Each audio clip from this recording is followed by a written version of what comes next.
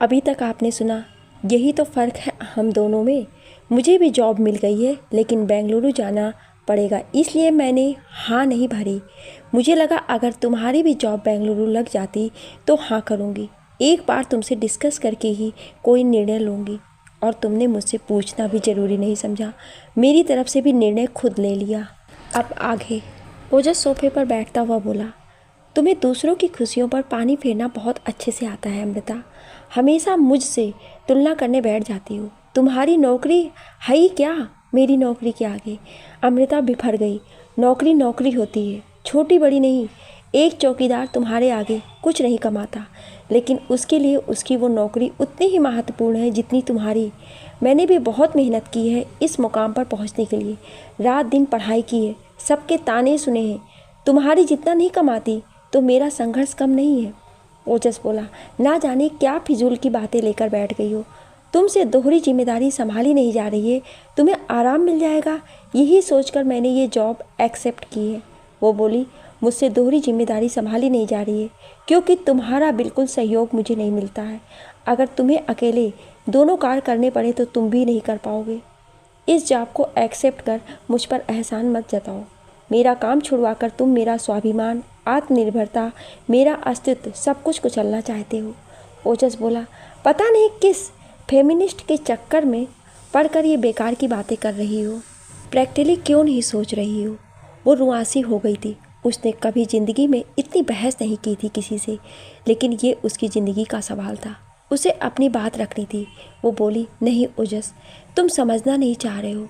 9th में थी जब डिसाइड कर लिया था पढ़ लिख कर अपने पैरों पर खड़ी होंगी। ये मेरा सपना था, मेरी ताकत है, और तुम मेरा सब कुछ छीनना चाहते हो। अब ओजस चिल्लाकर बोला, बहुत हो गया अमृता, ये मेलो ड्रामा बंद करो। अमेरिका जाकर दूसरी ढूंढ लेना।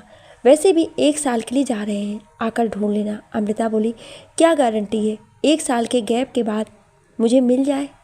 क्या पता तुम्हारा मन बदल जाए और तुम वहाँ और 1 साल के लिए रुक जाओ। नहीं, मैं तुम्हारे साथ अमेरिका नहीं जा रही हूँ। ओजस को अपने कानों पर विश्वास नहीं हुआ।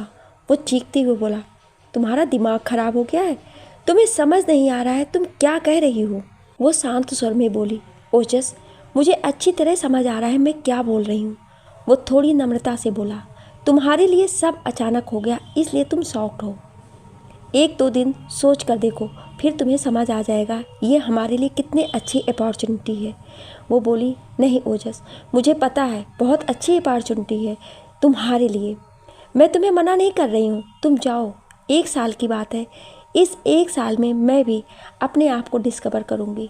ओजस बोला, बहुत हो गया अमृता, मैंने कभी तुम पर हाथ नहीं उठाया, कभी गाली नहीं दी, फिर भी तुम ऐसी बिहेव कर रही हो जैसे मैंने तुम्हारे साथ कितनी ज़्यादती की है। वो बोली, ओजस, तुमने मुझे मारा नहीं, मुझ पर हाथ नहीं उठाया, तो कोई एहसान नहीं किया मुझ पर। ये तुम्हारा घर है, ये बात तुमने शुरू में ही जतला दी थी। यहाँ अपने दोस्तों को बुलाने के लिए तुम्हें मेरी परमिशन नहीं चाहिए।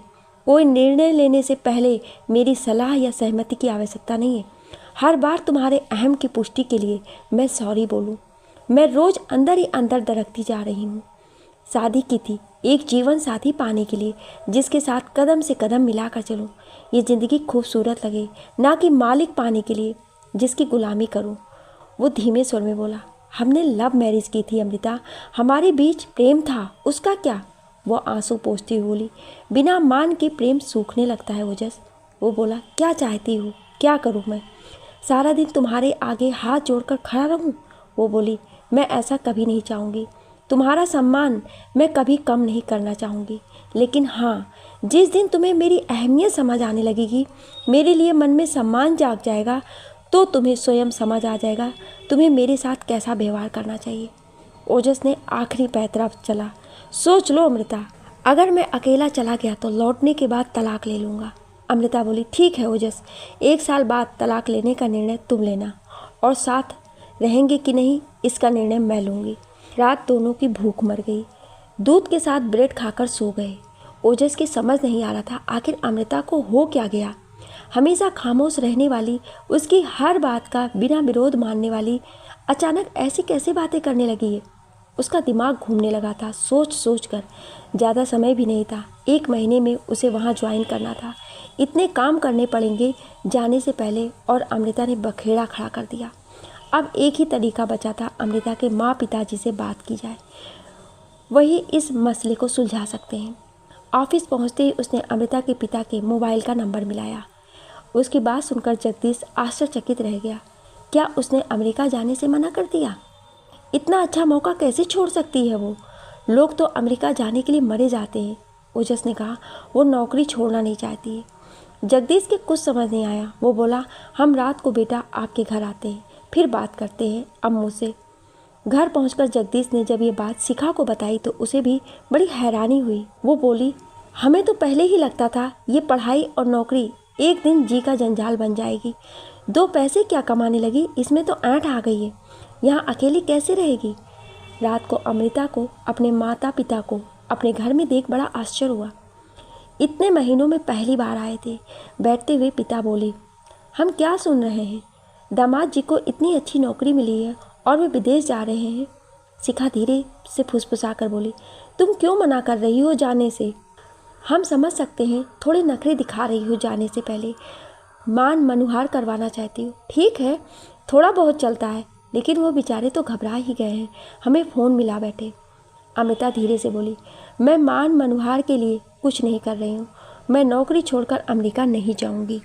जगदीश लाड़ भरी आवाज़ में बोला, अम्मू बेटा, अब तुम बड़ी हो गई हो, ये बचपने वाली बात अच्छी नहीं लगती। क्यों जिद कर रही हो? पत्नी का स्थान पति के पीछे होता है, वही अच्छा होता है।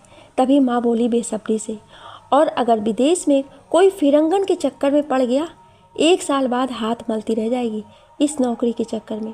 अरे नौकरी तो बाद में भी ढूंढ सकती है, फिर मर्द अच्छा कमा रहा है तो नौकरी की क्या ज़रूरत है?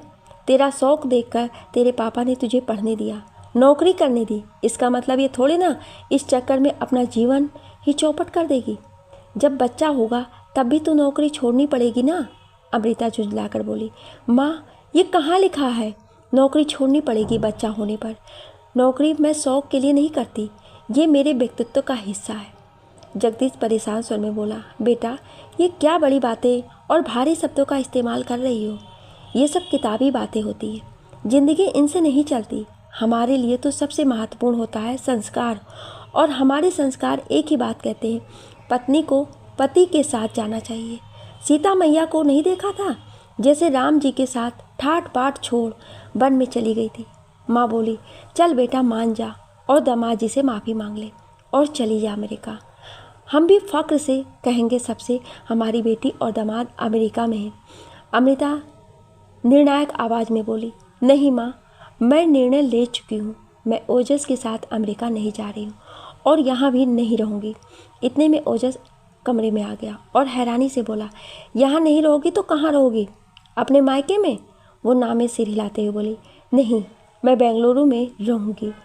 मैंने निश्चय किया है, मैं वो नई जॉब लेकर बेंगलुरु चली जाऊँगी। अब उसके पिता हतप्रभ रह गए और एकदम से चीखे, पागल हो गई है क्या तू? इतनी दूर इतने बड़े शहर में अकेले कैसे रहेगी? अगर अमेरिका नहीं जाना तो कम से कम हमारे साथ रह जाना। 1 साल की तो बात है। अमृता की आवाज़ में दृढ़ता थी। नहीं पापा, कोई भी स्त्री केवल पैसा कमाने से आत्मनिर्भर नहीं बन सकती। जब तक उसमें वो आत्मविश्वास पैदा नहीं हो जाता कि वो कोई भी काम करने में सक्षम है, उसे किसी पर भावनात्मक रूप से आश्रित होने की आवश्यकता नहीं है। उसे रिश्ते में बंधे होने के कारण हर समय समझौते करने की ज़रूरत नहीं है। कोई काम नहीं करना चाहे तो उसे आज़ादी हो ना कहने की। अमृता की माँ बोली, एकदम से दोहरी जिम्मेदारी के कारण बौखला गई है। कुछ दिन ऑफिस से छुट्टी ले, हमारे पास रहने आ जा।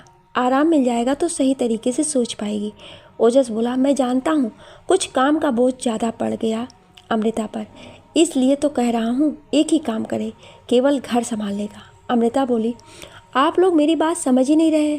मैं काम की जिम्मेदारी से बचने की बात कर ही नहीं रही हूँ।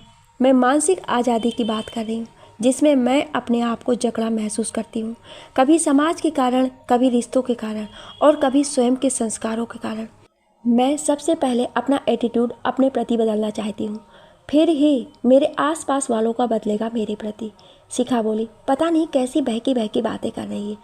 औरतें तो दबी ढकी ही सही लगती हैं पुरुषों के संरक्षण में।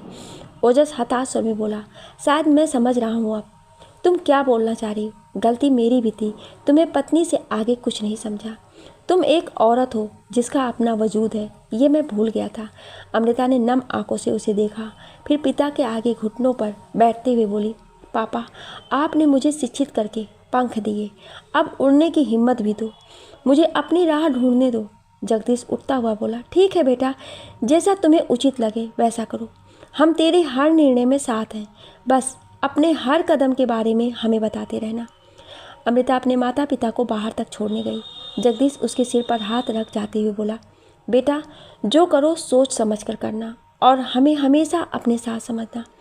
अमृता जब अंदर आई तो ओजस उसे बाहों में लेते हुए बोला, लगता है मैंने तुम्हें कुछ ज़्यादा ही तंग कर दिया, जो तुमने इतना कठोर निर्णय ले लिया। अमृता बोली, नहीं ओजस, तंग तो मैं अपने आप से आ गई हूँ, कभी अपने लिए स्टैंड नहीं ले पाती, मन महसूस कर रह जाती हूँ, वो सब करती रहती हूँ जो नहीं करना चाहती, सबकी बातें सिर झुकाकर सुनती रहती हूँ, अपने बारे में अपनी जगह के निर्णय मैं दूसरों को लेने देती हूँ।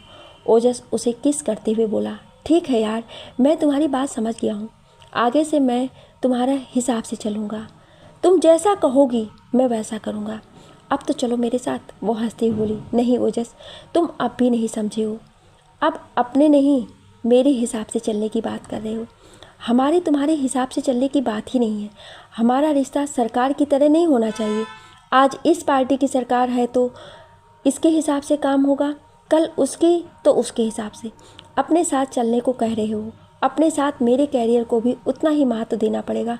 ओजस, हमें एक दूसरे को समय देना पड़ेगा, तभी हम समझ पाएंगे हम स्वयं क्या चाहते हैं। इसके बाद कहने सुनने को कुछ नहीं रह गया था। ओजस ने अपने जाने की तैयारी करनी शुरू कर दी। अमृता उसकी पैकिंग में मदद कर रही थी। जिस फ्लैट में रह रहे थे वो भी 1 महीने में खाली करना था। कुछ सामान ओजस ने पहले से ही खरीदा हुआ था, कुछ अमृता शादी में लाई थी। इतने फर्नीचर का क्या किया जाए, 1 साल बाद पता नहीं क्या स्थिति बनती है, कहाँ रहने का बनता है, कुछ पक्का नहीं था। इतने नए सामान को बेचने का भी मन नहीं कर रहा था। कुछ महीने की गृहस्थी का इस तरह बिखरना भी बड़ा दुखी कर रहा था। कैसे हर दूसरे तीसरे दिन डस्टिंग करती थी हर चीज़ की, कहीं धूल ना जम जाए। मन में कई बार विचार आ रहा था, कहीं गलत तो नहीं कर रही, बेकार की जिद तो नहीं है ये, बाद में पछताना पड़ा तो सब कहेंगे हमने तो पहले ही मना किया था। लेकिन अब पीछे भी मुड़ नहीं सकती थी, अपने ही निर्णय पर अडिग नहीं रह सकती तो आगे क्या करेगी। कुछ सामान उसने अपने मायके रखवा दिया और कुछ मौसी के यहाँ। कुछ दोस्तों ने पैसे लेकर ले लिया। फ्लैट को धीरे धीरे खाली होता देख उसका मन रो रहा था, लेकिन उसने अपने आप को समझाया, ऐसे कमज़ोर बनने से काम नहीं चलेगा। सास ससुर के भी फ़ोन आए। सास बोली, बेटा ऐसी जिद करने से काम नहीं चलेगा, अगर ओजस की कोई बात बुरी लगती है तो हम उसे समझाएंगे, थोड़ा अपनी चलाने की उसकी आदत है, धीरे धीरे बदल जाएगा, तुमने तो बहुत जल्दी मचाई अलग होने की। वो बोली, मॉम 1 साल की तो बात है। सास बोली, 1 साल लंबा समय होता है बेटा, अकेला रहेगा ओजस, चिंता रहेगी, उससे ज़्यादा ठंड बर्दाश्त नहीं होती, एकदम सर्दी जुकाम हो जाता है, तुम साथ होती तो उसका ध्यान रख लेती। खाने पीने की भी दिक्कत होगी, वहाँ थोड़ी ना कुक मिलती है, बाहर खाना रोज़ रोज़ कैसे खाएगा, इतना महंगा पड़ता है, उसको तो कुछ बनाना भी नहीं आता है। ससुर बोले, चले जाओ बेटा, 1 साल की तो बात है, आकर फिर नौकरी ढूंढ लेना, इतनी होशियार हो दोबारा कहीं भी मिल जाएगी। यही सब बातें एक दिन मौसी परिवार सहित आई उसे समझाने। एक दिन मामा भी आए। थक गई थी वो सबको जवाब देते देते कि वो हमेशा के लिए अलग नहीं हो रहे, बस 1 साल की बात है।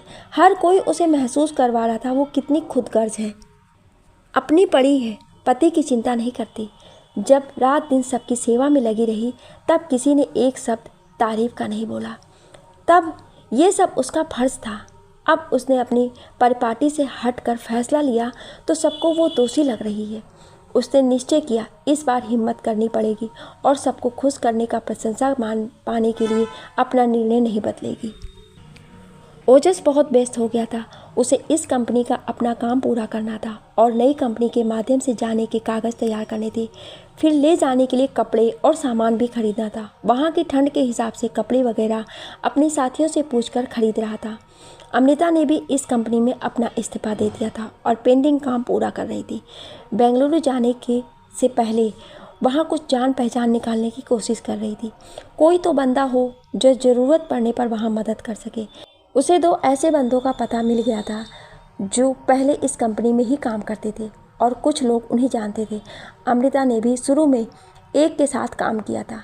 संध्या शादी के बाद बेंगलुरु रहने चली गई थी। अभी भी इस कंपनी में वहाँ के ऑफिस में काम कर रही थी। मनोज दूसरी कंपनी में काम करने लगा था। बेटे से फिर 1 साल बाद ही मुलाकात होगी, इसलिए सास ससुर आ गए मिलने। थोड़ी चिंता हो रही थी दोनों को। दूसरा बेटा इंग्लैंड में है, अगर अमेरिका में होता तो इतनी चिंता नहीं होती। 1-2 बार और समझाने की कोशिश की अमृता को। सास फिर गुस्से से बोली, बड़ी जिद्दी हो तुम।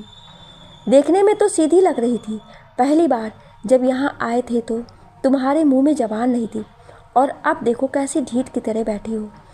कल को ओजस किसी और के चक्कर में पड़ गया तो हमारे पास रोते हुए मत आना। उसने पूछा, अच्छा अगर किसी और के चक्कर में पड़ गया तो वो भी मेरा दोस्त? सास तो नक्कर बोली, और किसका दोस्त होगा? पति की ज़रूरत का ख्याल नहीं रखोगी तो वो बहक सकता है। तुम जैसी लड़कियों के कारण ही आदमी बेचारा बदनाम हो जाता है।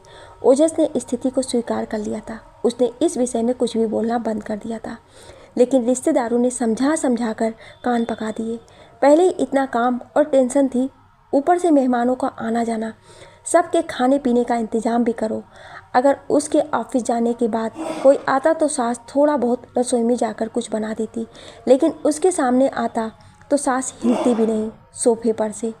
कितनी भी थकी हो फिर खाने का इंतजाम उसे ही करना पड़ता। उसके मन में बार बार प्रश्न उठता, क्यों उसे इंसान नहीं समझा जाता? बहू बनते ही स्त्री एक मशीन क्यों समझी जाने लगती है? उसकी समझ नहीं आ रहा था उसके ना जाने का इतना बड़ा इशू क्यों बनाया जा रहा है। बहुत से कपल अपनी नौकरी के कारण अलग अलग शहरों और स्थानों पर रहने को मजबूर हो जाते हैं। शायद दोनों की रजामंदी होती है, इसलिए कोई कुछ नहीं बोलता है। यहाँ ओजस उसे ले जाना चाहता था और उसने मना कर दिया, इसलिए बतंगड़ बन गया।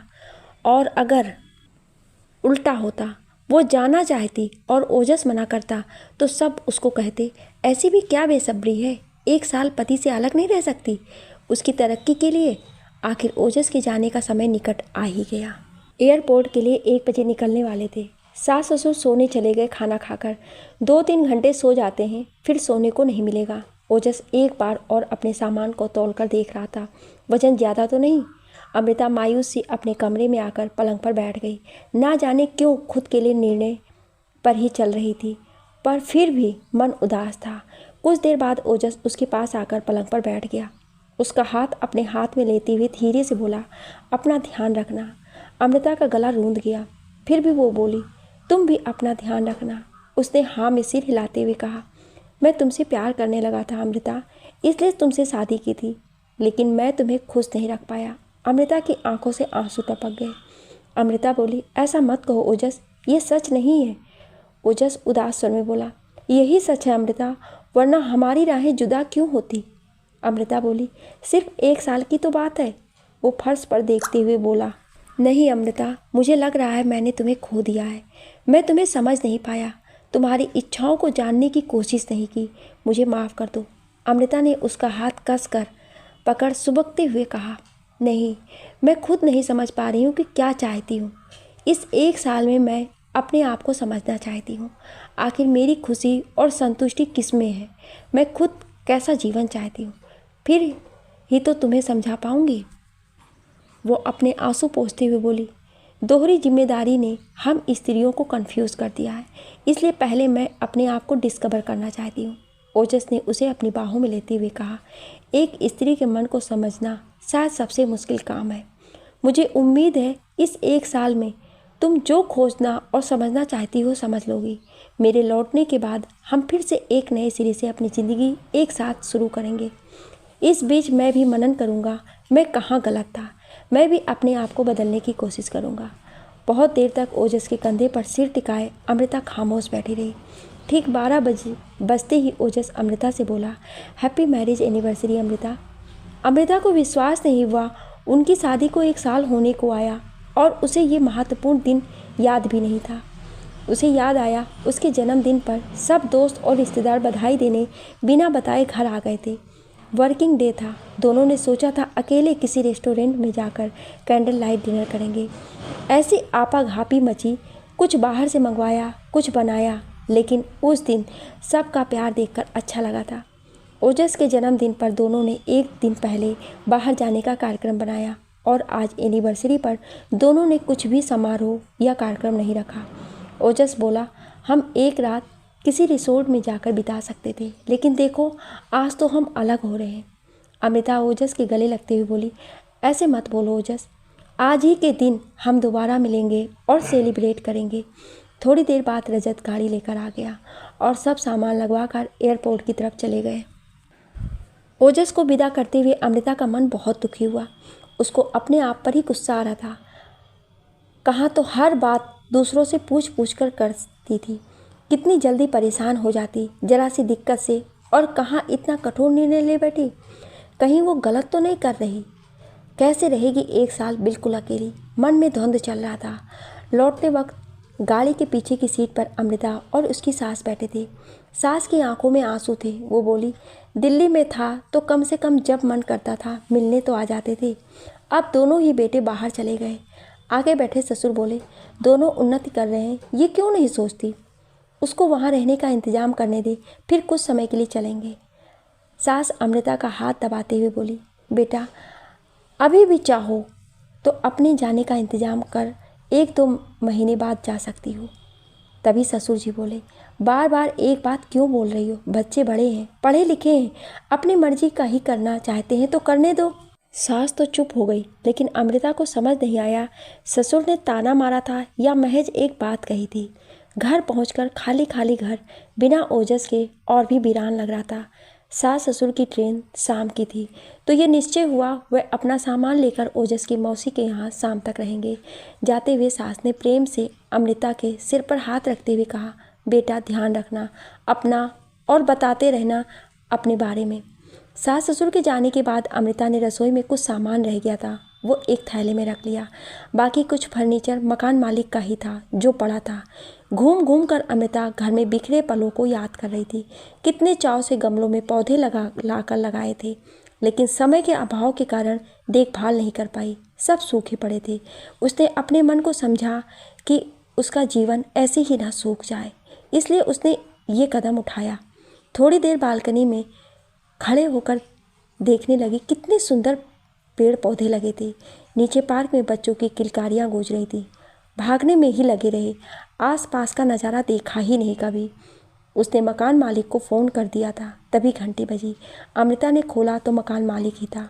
मकान मालिक घूम घूम कर घर का अवलोकन करने लगा। 1 साल से अमृता को लगा ये घर उसका प्रेम का घरौंदा था। कितने अरमानों से आई थी, कैसी घबराहट और लज्जा थी जब पहला कदम रखा था इस घर में। कैसे सोचती थी ओजस के साथ मिलकर हर दीवार पर हर कोने को अपने तरीके से सजाएगी। ओजस ने तो एक बार भी पलट कर नहीं देखा इस घर से जाते हुए। उसके लिए शायद ये केवल एक मकान था या पहले से रहता था इसमें, इसलिए शादी के बाद कुछ नया नहीं लगा होगा उसे। अगर वो साथ जा रही होती तो इतनी भावुक नहीं होती। मकान मालिक ने हिसाब किया और एडवांस में से बकाया उसके हाथ पर रख दिए। रुपए गिनते हुए उसके दिमाग में आया ये वो पैसे ओजस के अकाउंट में डाल देगी। मन में विचार आया, ये तेरा मेरा कब से आ गया उन दोनों के बीच में? शुरू से ही था, हमारा तो कभी हो ही नहीं पाया। कहीं जल्दबाजी तो नहीं की? हमारा होने में समय लगता है और उसने वो समय दिया ही नहीं। तभी रजत आ गया। रजत बोला, चलो, या यहाँ खड़े सोचने में ही समय निकालना है? वो सामान उठाते हुए बोली, हाँ चलो। घर पहुँची तो किसी ने हंसते हुए भागकर गले लगाकर उसका स्वागत नहीं किया। मोहक ने आगे बढ़कर उसके हाथ से बैग लेते हुए हाय दी कहा। पिता ने उसके सिर पर हाथ रख नजरें चुराते हुए दुकान जाने के लिए तैयार होने चले गए। हमेशा चहकने वाली भूमि शाम को मिलते हैं कहते हुए कॉलेज के लिए निकल गई। अपने घर में अपने ही लोगों के बीच वो असहज महसूस कर रही थी। जानती थी ऐसा नहीं है घर वालों का प्यार कम हो गया है, लेकिन इस स्थिति में कैसा व्यवहार करें उन्हें समझ नहीं आ रहा है। समाज की रीति से हट कर लिया गया निर्णय हर किसी की नज़रों में आगे चलकर दुख का कारण बनेगा, इसीलिए कोई खुश नहीं था। आगे बढ़कर कोई हंस बोल नहीं सकता था, कहीं उसे ये प्रोत्साहन ना लगे, या वो सचमुच इतनी दुखी थी जो ऐसा कदम उठाया। वरना मध्यम वर्गीय परिवार की लड़कियां पति और ससुराल के विरुद्ध कहाँ जाती हैं। 4-5 घंटे ही सोई थी कि शिखा ने उसे झकझोर कर उठा दिया। बोली, अम्मू चाय पी ले, आँख खुल जाएगी। अमृता उठते हुए बोली, थोड़ी देर और सोने देती मम्मी। शिखा बोली, सारे काम निपटा कर अब फुर्सत मिली है, सोचा थोड़ी देर तुझसे बात कर लूँ, फिर सबके सामने बात हो नहीं पाती है। अमृता समझ गई माँ एक बार और समझाने का प्रयास करेंगी, पापा के सामने बात नहीं करना चाहती है। अमृता चाय पीते हुए बोली, बोलो मम्मी क्या कहना है। शिखा उसके सर पर हाथ फेरते हुए लाड़ जताते हुए बोली, तू समझती क्यों नहीं, मर्द को 1 साल तक अकेला छोड़ना ठीक नहीं है। इधर उधर लग गया तो हाथ मलते रह जाएगी, सारा एडवांस बना धरा रह जाएगा। अमृता हंसते हुए बोली, मम्मी ओजस शादी से पहले भी तो अपने पेरेंट्स के बिना कितने सालों से अलग रह रहे थे, तब क्या पता क्या क्या किया। शिखा बोली, शादी के बाद औरत के जिस्म का चस्का लग जाता है, तू समझती क्यों नहीं, माँ के मुँह से क्या क्या सुनना चाहती है। अमृता गंभीरता से बोली, मम्मी विश्वास भी कोई चीज़ होती है, ऐसे तो उसको भी ये डर सता सकता है बेंगलुरु में मैं अकेली किसी और के चक्कर। शिखा बीच में टोकते हुए बोली, कैसी बात कर रही हो, शरीफ घरों की लड़की ऐसा सोच भी नहीं सकती। अमृता बोली, तो फिर शरीफ घरों के लड़कों के बारे में भी ऐसा सोचना नहीं चाहिए, फिर ऐसी सोच का कोई इलाज नहीं है। बुआ को नहीं देखती, वो 2 दिन के लिए भी फूफा को अकेले नहीं छोड़ना चाहती, ऐसी इनसिक्योरिटी किस काम की। एक बात बताओ, कभी तुम्हारा मन नहीं करता तुम कुछ अपने मन का करो, अपने किसी शौक़ को बिना गिल्टी फील करे कुछ समय दे सको। शिखा आश्चर्य से बोली, मेरे मन का क्या है, मेरी गृहस्थी ही मेरी ज़िंदगी मेरा शौक़ है। अमृता याद करते हुए बोली, नहीं मम्मी, तुम्हें पढ़ने का कितना शौक़ था, मेरी किताबें आते ही हिंदी की किताब तुम कितनी उत्साह से पढ़ती थी, तुम इतनी तेज़ दिमाग की थी, लेकिन नाना जी ने तुम्हें ज़्यादा पढ़ाया नहीं, मुझे तुमसे ही तो ये दिमाग मिला है। जब मैं 8वीं में थी तब तुमने एक बार पापा से कहा भी था तुम पढ़ना चाहती हो। शिखा याद करते हुए बोली, तुझे याद है तुम लोगों की किताबें पढ़कर और तुम लोगों को पढ़ता देख मेरी भी इच्छा होती थी मैं भी पढूं, लेकिन तेरे पापा बोले अब पढ़कर क्या करेगी, गृहस्थी संभाल ले यही बहुत है। अमृता बोली, वैसे और भी पढ़ लेती तो क्या करती। शिखा खोई खोई सी बोली, सच में कहीं मन में इच्छा थी इतना पढ़ लूँ, किसी स्कूल में छोटे बच्चों को ही सही लेकिन टीचर की जॉब करूं, किंतु जब तू पढ़ने में इतनी अच्छी निकली और नौकरी करने लगी तो लगा मेरे अरमान तूने पूरे कर दिए। अमृता माँ का हाथ पकड़ते हुए बोली, मुझे कई बार बड़ा अफसोस होता है, हम सबका ध्यान रखने के चक्कर में आप अपना मन मारती रहीं। जब पापा की कमाई कम थी तब आप अपने लिए सबसे आखिरी में कुछ लेती थी, कहती थी घर में ही तो रहती हूँ, मुझे क्या ज़रूरत है नई चीज़ों की। शिखा बोली, वो सब तो चलता है घरों में, अपने बच्चों के लिए माँ बाप इतना तो करते ही हैं। अमृता बोली, लेकिन अब आपको नहीं लगता कुछ आपकी भी कमाई हो, आप भी अपने मन का बिना किसी की इजाज़त लिए खर्च कर सको। शिखा बोली, अब नहीं लगता, अब आदत पड़ गई है, फिर इतने सालों में पता भी चल गया है किस चीज़ पर तेरे पापा बिल्कुल तैयार नहीं होंगे खर्च करने को, इसलिए मैं खुद ही नहीं करती। जो कमाता है पैसे पर अधिकार तो वही रखेगा। कई बार मुझे लगता है गृहिणी को पति की आय का कुछ हिस्सा घर का काम करने के एवज में आधिकारिक तौर पर मिलना चाहिए। खैर अब इन बातों का क्या फ़र्क पड़ता है, अब उम्र निकल गई, लेकिन तू इन सब बातों में क्यों पड़ती है, तू तो कमाती है, तू आर्थिक तौर पर आज़ाद है, ओजस तुझ पर पैसे को लेकर कंट्रोल तो नहीं कर सकता। अमृता उदास स्वर में बोली, मेरे समय पर कंट्रोल करता है। शिखा बोली, बेटा पुरुष औरत पर किसी ना किसी तरह से कंट्रोल तो करेगा ही, धीरे धीरे आदत पड़ जाती, फिर पता भी नहीं चलता। अमृता बोली, बस मैं वही आदत तो नहीं डालना चाहती है। अगले दिन अमृता की फ्लाइट थी, दोनों माँ पिताजी रजत के साथ गाड़ी में उसे छोड़ने आए थे। उनके उदास चेहरे देख अमृता को दुख हुआ, उसकी हमेशा कोशिश रहती थी कि उसके कारण उन्हें कोई दुख नहीं हो। ओजस के साथ शादी से पहले घूमने फिरने को भी उसने इसलिए मना किया था, शादी भी माँ पिता के हाँ बोलने के बाद ही की थी, लेकिन उसके इस कदम से वह खुश नहीं थी। उनकी नज़रों में पत्नी का स्थान पति से एक कदम पीछे है, लेकिन अब वो पीछे नहीं जा सकती है, उसको आगे बढ़ना ही है। वह उसे छोड़कर जाने लगे। पिता ने रूधे गले से कहा, ध्यान रखना अपना, और ज़रा भी कोई परेशानी हो फ़ोन कर देना, हम कैसे भी पहुंचने की कोशिश करेंगे। फिर 2 पल रुक कर बोले, बेटा जब मन करे वापस आ जाना, किसी की कहने सुनने की परवाह मत करना। वो उनके सामने रोना नहीं चाहती थी, इसलिए तुरंत अंदर चली गई। उसे प्लेन में बैठते हुए डर लग रहा था, वो कभी नहीं बैठी थी और अकेली उड़ान भरने पढ़ रही थी। वो भगवान का नाम लेती रही। वहाँ पहुंचकर उसे स्वयं होटल तक पहुंचना था। नया शहर कैसे करेगी, लेकिन यही तो परीक्षा थी उसकी। होटल में पहुंचते ही माँ का फ़ोन आ गया। वो बोली, पहुंच गई ना अम्मू, कोई परेशानी तो नहीं हुई? उसने फ़ोन पर बात करते करते अपने कमरे में प्रवेश किया। वो बोली, हाँ मम्मी, मैं अभी अभी कमरे में घुसी हूँ। माँ चिंतित स्वर में बोली, बेटा बहुत ध्यान से रहना, दरवाज़ा लॉक करके रखना, अकेली लड़की देख कोई कमरे में ना घुस जाए। अमृता को थोड़ी घबराहट तो पहले ही थी। माँ की बात सुन उसने घबरा कर कहा, मम्मी बस रहने दो, बेकार की बातें कर डराओ मत मुझे, सब ठीक है। और उसने फ़ोन काट दिया। 15 दिन यहाँ रहना है कंपनी की तरफ से। इतने समय में अपने लिए कहीं रहने का कोई और इंतज़ाम करना है। क्या इंतज़ाम करना है उसे समझ नहीं आ रहा था। ऑफिस जाकर देखेगी क्या स्थिति बनती है, वहाँ किसी की मदद लेगी। उसने कमरे में खाना मंगाकर खाया। फिर नीचे जाकर उसने पता किया उसका ऑफिस वहाँ से कितनी दूर है और कैसे पहुँचा जा सकता है। फिर वह शहर का जायज़ा लेने निकल गई। अगले दिन ऑफिस पहुंची, थोड़ा नर्वस थी। नए लोग, नई जगह, किसी ने उस पर विशेष ध्यान नहीं दिया। बस कागजी कार्रवाई कर उसे बैठने की जगह दिखा दी और काम बता दिया। एक दो ने बस थोड़ी औपचारिक बात की। उसे बहुत अटपटा और अकेलापन लगा। सब अलग अलग प्रांतों के थे, अपने अपने गुट बना रखे थे। उसे पहचान बनाने में समय लगेगा। रात को होटल में भी अजीब लग रहा था। फिर माँ का फ़ोन आ गया तो उसे बड़ी संतुष्टि मिली। अगले दिन उसने लंच ब्रेक में जो 2 फ़ोन नंबर दिल्ली के ऑफिस से लाई थी, 2 बार कोशिश की, लेकिन संध्या का फ़ोन नहीं मिला। लगता है नंबर बदल गया। मनोज को मिला तो मनोज ने फ़ोन उठा लिया। वो बोली, मैं अमृता बोल रही हूँ, दिल्ली से आई हूँ।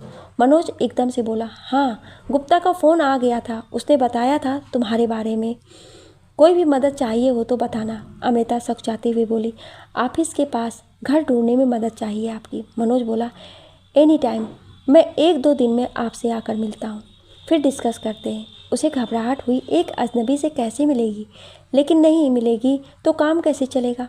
उसने धीमे से पूछा, कहाँ मिलना होगा? वो हंसते हुए बोला, घबराइए नहीं, मैं अपनी पत्नी व बेटे के साथ आऊँगा। आप मुझे बता दीजिए आप कहाँ ठहरी हैं, मैं कल आता हूँ।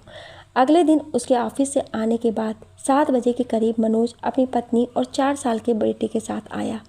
अमृता उनके साथ होटल के डाइनिंग हॉल में ही बैठ गई। दोनों पति पत्नी हंसमुख और खुश मिजाज लगे। मनोज ने उसे 2-3 ब्रोकर के नंबर दिए जो उसके ऑफिस के आसपास सक्रिय थे। मनोज भी वहीं कहीं रहता था। अमृता ने ब्रोकर के साथ घूम घूम कर कई मकान देखे। 2 BHK का एक उसने पक्का कर लिया। ऑफिस से ज़्यादा दूर नहीं था, बस थोड़ा महंगा पड़ रहा था। उसने अपने सारे खर्चे निकाल कर हिसाब लगाया, उसको ज़्यादा नहीं बचा करेगा। घर में रहते हुए तो उसकी सारी तनख्वाह बच रही थी, लेकिन इस फ्लैट की बड़ी सी बालकनी उसे बहुत भा गई। रोज़ सुबह वहाँ बैठकर चाय पिएगी, बरसात में बूंदाबांदी का आनंद लेगी, अपनी पसंद के छोटे छोटे पौधे लगाएगी। फ्लैट में काफ़ी फर्नीचर था और जो उसको आवश्यक लगा उसने धीरे धीरे लाकर अपने फ्लैट को अपने हिसाब से कर लिया। ऑफिस में भी उसकी धीरे धीरे 2-3 लड़कियों से दोस्ती हो गई। 1.5 महीने बाद एक रविवार को छुट्टी वाले दिन बालकनी में काम निपटाकर वो आराम से चाय पी रही थी। हल्की हल्की बूंदाबांदी हो रही थी, ठंडी हवा चल रही थी। वो बड़ी प्रसन्न थी। सब कुछ अपने बलबूते पर करके उसे बहुत संतुष्टि मिली थी। बालकनी में रंग बिरंगे गमलों में पौधे लगाए थे और एक विंड चाइम लगाई थी जिसकी आवाज़ उसे बहुत सुहा रही थी। उसका घर बिल्कुल जम गया था। इन 1.5 महीने में वो बहुत व्यस्त रही, कभी कुछ लाना कभी कुछ, लेकिन सब अपने आप करके वो बहुत आत्मविश्वास से भरी थी। ये फ्लैट जिसकी बालकनी के मज़े लेने के लिए लिया था, वो अब फुर्सत मिली उसका आनंद लेने को। आराम से चाय पीते हुए और साथ में निखरती हरियाली को देख रही थी कि उसके मन में विचार आया, अगर इस समय ओजस उसके पास बैठा होता तो कितना अच्छा लगता। दोनों को एक दूसरे के साथ कितना सुकून मिलता। इतने व्यस्त रही ओजस से फ़ोन पर बात भी नहीं हो पाई। एक समय के अंतर को लेकर संकोच रहा, दूसरा समय नहीं मिला। घड़ी देख अब देर हो गई थी, वो सो गया होगा। वो इस तरह बैठने थोड़े ना देता, कहता पहले कुछ पकौड़े बना लो फिर लॉन्ग ड्राइव पर चलेंगे। एक ही नज़ारे का मज़ा लेने का तरीका अलग अलग हो सकता है।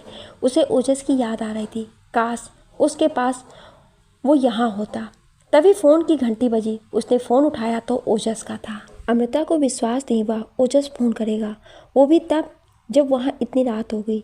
लेकिन क्यों नहीं करता फ़ोन, वे कोई लड़के थोड़े ना अलग हुए थे। बल्कि वही इतनी व्यस्त रही, फ़ोन करने का समय ही नहीं मिला। माँ तो रोज़ फ़ोन करके पूछती रहती हैं कैसी है। उसको ओजस की आवाज़ सुनकर बड़ा अच्छा लगा। वो बोली, क्या हुआ ओजस, सोए नहीं अभी तक? वो भारी आवाज़ में बोला, मौसम बदलने के कारण खांसी जुकाम हो गया है, नींद ही नहीं आ रही है। वो हंसती हुई बोली, परेशानी में ही बीवी की याद आती है? वो बोला, नहीं यार, कई बार याद आई। सारा घर अपने आप सेट करना बड़ा मुश्किल है। तुम होती तो कितना आसान हो जाता। गले में खराश है, नींद नहीं आ रही। अमृता बोली, जब मॉम ने बताया था तुम्हारा गला बहुत जल्दी ख़राब हो जाता है, तो मैंने अपनी मम्मी से पूछकर तुम्हारे सामान में शहद, काली मिर्च और सौंठ रखी थी। देखो, एक नीले डिब्बे में होगी, उसे निकाल कर थोड़ा सा कटोरी में डालकर चाट लो, कुछ आराम मिल जाएगा। ओजस बोला, हाँ मैंने देखा था और सोच रहा था ये सब क्या है। ठीक है, मैं लेता हूँ। और सुनाओ, तुम्हारा कैसा चल रहा है? अमृता ने बताया उसने मकान किराए पे लिया है और अपने हिसाब से रहने लायक इंतज़ाम कर लिया है। वो बोला, अच्छा, अभी तो बहुत रात हो गई है, कल वीडियो कॉल करूँगा, तब दिखाना कैसे सेट किया है। मैंने तीनों चीज़ मिलाकर चाट ली है, कुछ ठीक लग रहा है, सो जाता हूँ, बाय। और उसने फ़ोन काट दिया। अमृता कुछ देर तक फ़ोन को थामे बैठी रही। उसका मन भीग गया था ओजस की आवाज़ सुनकर। हनीमून की याद आ गई। ऐसे ही बारिश थी, कहाँ जाते, कुछ काम भी नहीं था। बालकनी में एक दूसरे से सट कर बैठे अपने बारे में बातें करते रहे थे देर रात तक।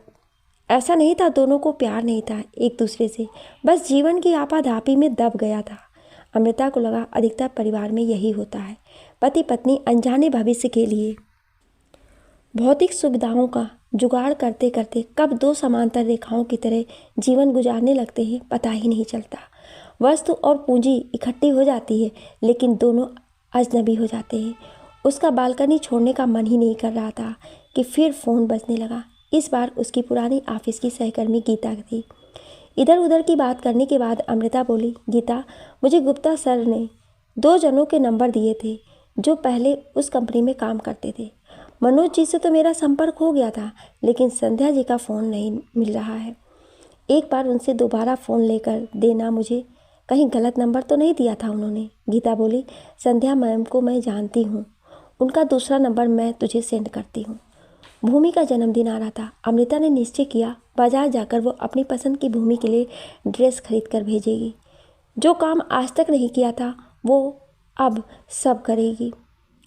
मन में विचार आया, भूमि को पसंद नहीं आई तो कुछ नहीं होता है, दिल से भेजी गई वस्तु उसे अवश्य पसंद आएगी। शाम को बाजार गई, बहुत देर तक घूमती रही। फिर एक दुकान में घुसकर उसने कई ड्रेस पहनकर ट्राई की।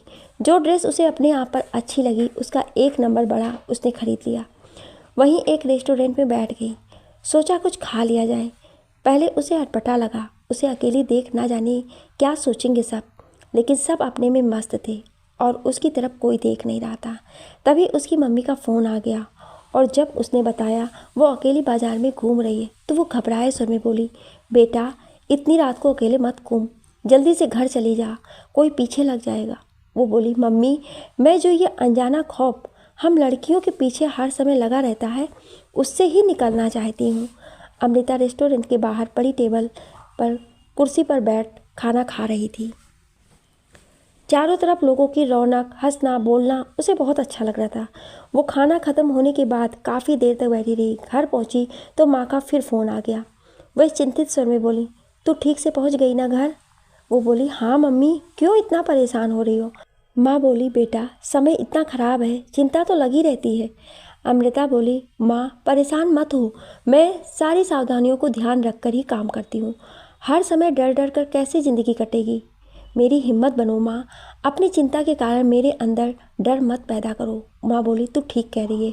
माँ ही अपनी चिंता बच्चों में डर के रूप में भर देती है। ठीक है, तू बस अपना ध्यान रखना। रात को अमृता का मन हुआ एक बार ओजस को फ़ोन कर पूछने का कि उसकी तबीयत कैसी है। वहाँ तो सुबह हो गई होगी। उससे फ़ोन मिलाया तो ओजस ने उठाया नहीं। फिर 10 मिनट बाद उसका फ़ोन आ गया। वो आश्चर्य से बोली, अभी तक सो रहे थे क्या? वो झेपते हुए बोला, हाँ, छुट्टी का दिन था, बस आँख ही नहीं खुली। रात भी बहुत देर हो गई थी सोने में। रोज़ तो सुबह उठकर जल्दबाजी में रहता हूँ। वो बोली, अच्छा, तुम्हारा गला कैसा है? वो बोला, 1-2 दिन लगेंगे ठीक होने में, लेकिन तुम्हारा नुस्खा खाने से कुछ आराम मिला। अमृता बोली, चलो ये तो अच्छी बात है, और वीडियो कॉल करो, घर दिखाओ कैसा लिया है। ओजस वीडियो ऑन करते हुए बोला, घर तो अच्छा मिल गया लेकिन सेट नहीं हुआ है, समझ ही नहीं आ रहा है कहाँ से कैसे करूँ। कैमरा सब जगह घुमाते हुए बोला, धीरे धीरे सामान भी लाना है, कमरा फैला पड़ा हुआ था। अमृता बोली, तुमने तो बहुत बुरा हाल बना रखा है, यहाँ दिल्ली में तो तुम्हारा घर बड़े करीने से लगा हुआ था। ओजस बोला, मॉम सेट करके गई थी, फिर रोज़ मेड आती थी, यहाँ तो समझ ही नहीं आ रहा है कहाँ क्या रखूँ, फिर समय भी नहीं मिलता, सुबह सुबह नाश्ता बनाना, सफाई करना, बहुत काम रहता है। अमृता हंसते हुए बोली, अच्छा नाश्ता भी बनाते हो और खाने का? वो झेपते हुए बोला, अभी तक तो मैंने पैकेट लाकर रख लिए थे, रेडी टू ईट टाइप के, लेकिन वो महंगे भी पड़ रहे हैं और स्वाद भी ऊब पैदा करने लगा है। फिर मुझे कब्जी हो गई है, मैंने सोचा है अब जैसा भी बनेगा खुद ही बनाकर खा लूँगा। अमृता बोली, ऑफिस में तो तुम बड़े अनुशासन और करीने से काम करते थे, फिर घर के कामों में इतनी परेशानी क्यों? ओजस झल्लाकर बोला, मेरी छोड़ो, अपना घर दिखाओ कैसा लिया है। अमृता ने बड़े गर्व से अपना फ्लैट का एक एक कमरा दिखाया। ओजस बोला, तुमने तो बड़ा सुंदर सेट कर लिया है, ये काम औरतों का ही है, वे ही कर सकती हैं। अमृता बोली, क्यों? औरतें जब कंपनी में काम कर सकती हैं, नौकरी कर सकती हैं, तो पुरुष घर के काम क्यों नहीं कर सकते हैं? वो बोला, शुरू से आदत नहीं होती है ना, इसलिए कह रहा था तुमको मेरे साथ आने को, कितना अच्छा रहता, सब कुछ कितनी सहूलियत से हो जाता। कल दूध गर्म करने रखा गैस पर और कपड़े मशीन में डालने गया मैं, इतने में दूध निकल गया, सारा साफ करना पड़ा, पता नहीं तुम कैसे सारे काम ऑफिस जाने से पहले कर लेती थी। वो बोली, अब समझ आ रहा होगा गृहस्थी के काम कोई बच्चों का खेल नहीं है, कितनी मेहनत और मैनेजमेंट चाहिए होती है। सबको घर टिप टाप चाहिए, घर का खाना चाहिए, लेकिन इस सब के पीछे औरत की मेहनत का कोई महत्व नहीं देता है। वो चिढ़कर बोला, हाँ हाँ ठीक है, चलो बाय। अमृता को ओजस के चिढ़ने पर हंसी आ रही थी, लेकिन संतुष्टि हुई। ओजस को महसूस हो गया है वो कितना काम करती थी, शायद उसके अकेले अमेरिका जाने से उसे गृहस्थी के काम का महत्व समझ आने लगेगा, वरना उसे लगता था 2 रोटी सेक कर और 4 कपड़े धोकर कौन सा तीर मार लिया। अगले दिन अमृता ने गीता के दिए नंबर पर संध्या को फ़ोन मिलाया तो फ़ोन तुरंत मिल गया। उससे बात कर अमृता को अच्छा लगा। सप्ताहांत में मिलने का कार्यक्रम रखते हैं, कहकर संध्या ने फ़ोन काट दिया। अमृता के ऑफिस के कई लड़के लड़कियों से दोस्ती हो गई थी, वे घूमने का कार्यक्रम भी बना लेते थे। अमृता अब सबसे खुलकर बात करती, अपनी सारी कमियों को वो ख़त्म कर देना चाहती थी। ओजस उसको रोज़ फ़ोन करने लगा था, अक्सर रसोई में काम करते हुए उसे अमृता से कुछ न कुछ पूछना पड़ता। ऐसे ही एक बार अमृता रात को ओजस से बात कर रही थी कि दरवाजे की घंटी बजी। ओजस से बात करते करते उसने दरवाजे पर बने पीप होल में से झाँक कर देखो। ओजस ने फ़ोन पर घंटी की आवाज़ सुन ली थी। उसने पूछा, कौन है? अमृता ने बेस्मित स्वर में कहा, मनोज जी है। ओजस बोला, कौन मनोज जी? अमृता बोली, जिसने ये मकान दिलवाने में मेरी मदद की थी। ओजस कठोरता से बोला, इतनी रात को क्यों आया है वो? अमृता बोली, मुझे क्या पता, पूछती हूँ, चलो फ़ोन काटती हूँ, बाद में बात करेंगे। अमृता ने सेफ्टी लेच लगाकर थोड़ा सा दरवाज़ा खोला और पूछा, कहिए क्या बात है? मनोज दरवाजे को धकेलते हुए बोला, अमृता दरवाज़ा तो खोलो, अंदर तो आने दो। अमृता बोली, देखिए आप अकेले आए हैं, आपकी पत्नी साथ होती तो मैं दरवाज़ा खोल देती, लेकिन मैं आपको अंदर नहीं आने दे सकती, आपको जो काम है वहीं से बताइए। मनोज जोर से दरवाजे पर हाथ मारते हुए बोला, काम क्या होगा, 10 मिनट तुम्हारे पास बैठकर बात करता, मन बहल जाता। अमृता सख्त लहजे में बोली, मुझे लगता है आप होश में नहीं हैं, एक अकेली लड़की से क्या बात करके आप अपना मन बहलाना चाहते हैं? आप जाइए, नहीं तो मैं वॉचमैन को फ़ोन करके बुलाती हूँ। मनोज तो चला गया, लेकिन अमृता बुरी तरह कांप गई। कोई ऐसे कैसे इतनी रात को आकर ऐसे बेसिर पैर की बातें कर सकता है? तभी ओजस का फ़ोन आ गया। फ़ोन उठाते ही बोला, क्यों आया था इतनी रात को, क्या कह रहा था? अमृता कांपती आवाज़ में बोली, ऐसे ही 10 मिनट बैठकर बात करना चाहता था। ओजस गंदी गाली देते हुए बोला, साले के घर में बीवी नहीं है क्या, तुम्हारे पास आ गया, समझता क्या है अपने आप को? मैं वहाँ होता तो इतना मारता कि याद रखता साला। अमृता अभी भी परेशान थी। ओजस के चीखने से उसका दिल और घबरा गया। वो बोली, ओजस अब वो चला गया है। ओजस और जोर से चीखते हुए बोला, अभी चला गया है तो क्या फिर नहीं आ सकता है? वो बार बार आएगा, उसे पता चल गया है एक अकेली लड़की रह रही है, इसलिए कह रहा था साथ चलो, लेकिन नहीं, तुम तो ना जाने क्या साबित करना चाहती हो, कुछ ऊंच नीच हो गई तो मत कहना, अमृता को रोना आ रहा था। वो बोली, ओजस, समाज की नज़र गंदी है और तुम मुझे कोस रहे हो। मेरी गलती यह है कि कुछ समय के लिए मैंने पिता, भाई और पति रूपी सुरक्षा कवच उतार दिया है। इसलिए हर बंदे को हक मिल गया है मुझे गलत नज़र से देखने का। पूछ रहे हो ना क्या साबित करना चाहती हूँ? तो सुनो, मैं खुद को ये साबित करना चाहती हूँ कि मैं हर सिचुएशन को हैंडल कर सकती हूँ। और उसने फ़ोन काट दिया। उसने गहरी गहरी सांस ली मन को स्थिर करने के लिए। अगले दिन अमृता ऑफिस में काम कर रही थी तो लंच ब्रेक में मनोज का मैसेज आया, प्लीज़ कैंटीन में आकर मिलो।